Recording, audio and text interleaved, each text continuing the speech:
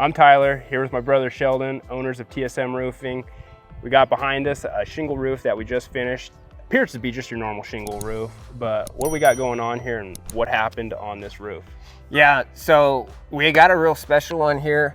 This homeowner reached out to us, had previously filed a claim. So we talk about the importance of having a contractor that's educated in insurance claims when it comes to this stuff. And this is a classic example of why. The homeowner previously filed a claim. Insurance company came out on their own, issued repairs on this roof. We ended up picking it up after that had already been initiated, and we were able to get it to go to the full replacement, full roof replacement status, but it took a while. So I think it'd be really good. Maybe we could jump up on the roof and take a look at how it's put together and how we got to where we did on it. Awesome. All right, we're up here on the roof, checking it out. We're here where it all started on the patio. That's all that was covered by the carrier. Right. So what should a homeowner be looking for when filing a claim with a contractor, and what they can expect without a contractor? Because without a contractor, they had under deductible, minimal patio coverage, and we replaced their entire roof. So can you elaborate a little bit on that? Yeah, so that's a great question. And in this particular roof, the patio had blown up. So a lot of the older roofs, they'll just have a rolled roof of material on there. It's not adhered or anything, mechanically fastened, blows up real easy. Not uncommon to see that, especially during monsoon season. So what happened was the patio blew up, and as you can see here, we have slopes that are connecting slopes.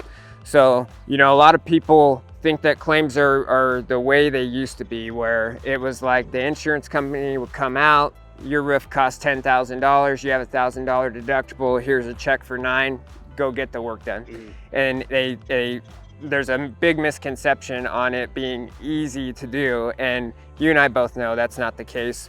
We've spent a lot of time educating ourselves on this stuff, and what I would say for a homeowner, when you're hiring a contractor to try to help navigate you through an insurance claim like this, there is some things that I would be asking my contractor after they do the inspection. So when we came to this property, the first thing that I'm gonna do as a contractor is I'm gonna be measuring my shingle. So that was a really important part of this claim, was the shingle that was on the roof.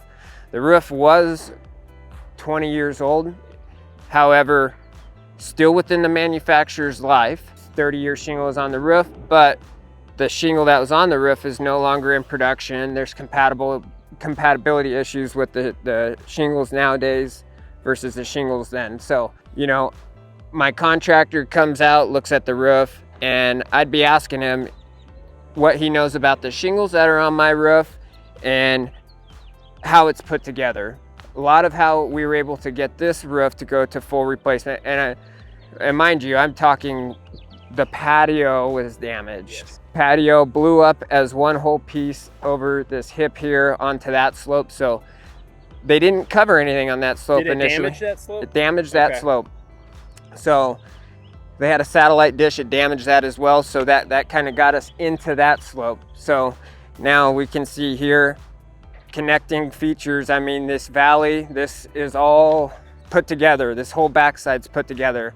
So the important thing here is I identify the shingle, I identify how the roof is put together, I can speak on how the roof is put together to the insurance company, and we're able to somewhat snowball these things because we have to warranty the roof. Yeah. It's manufacturer and minimum requirement for us to put it back to manufacturer spec. We have to build at a certain spec, and there's a minimum requirement we have to maintain. So, and if I was a homeowner, I wouldn't want all these different colored shingles, different looking slopes, right? And devalue your home, look odd. And the tricky thing too with being in Arizona is we are a no match state. So I hear a lot of homeowners say that, well, it's not going to match. Well, technically they don't owe for it to match.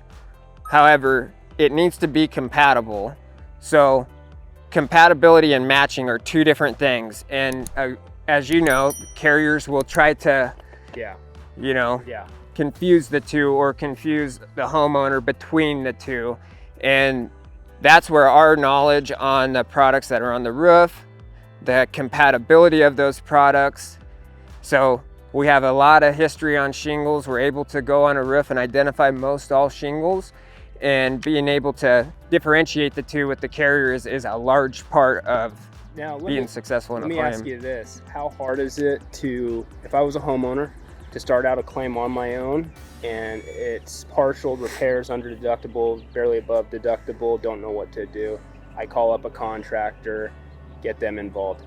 How difficult is it to get that full roof approval in that scenario versus starting with a contractor right off the bat? It definitely adds another level of difficulty to the claim. So when we start out a claim from the beginning with the homeowner, we have a particular process. We've been through this many times before, so even carrier to carrier, we know what State Farm likes, or Allstate, whoever it is, it could be anybody, but they all have different tendencies, they all have different practices to how they complete inspections and handle claims. So we know that prior to going into the claim, and we have the ability to set that up from the beginning versus me coming in after you already initiated it. I'm not totally sure what's all been said, you know.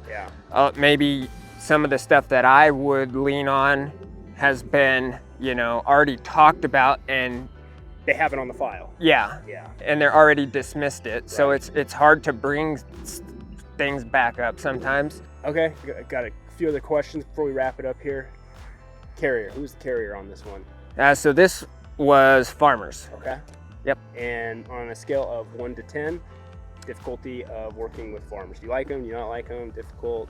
Yeah, good question. So I like working with Farmers personally. I've met some really great adjusters over there.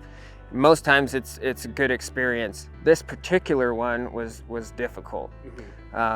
So yeah. Okay. And then what was the cost savings for the homeowner on this new roof that they saved not having to pay for a new roof?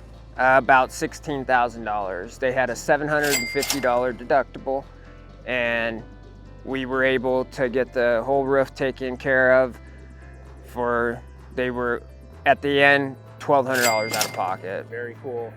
Beautiful roof, Owens Corning oak ridge in a driftwood color, new patio, synthetic underlayment, got some ridge vent up there.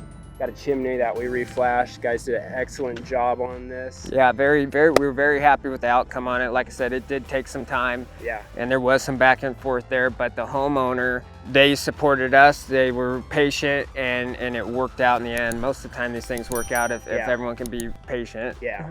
Customer left us an awesome 5-star review. Speaking of reviews, 300 5-star reviews, TSM Roofing. You have any roofing needs coming up this spring, during monsoon season, this homeowner's ready to go. Give us a call, let us know, reach out to us. Thanks, hope you enjoyed this. Thank you guys.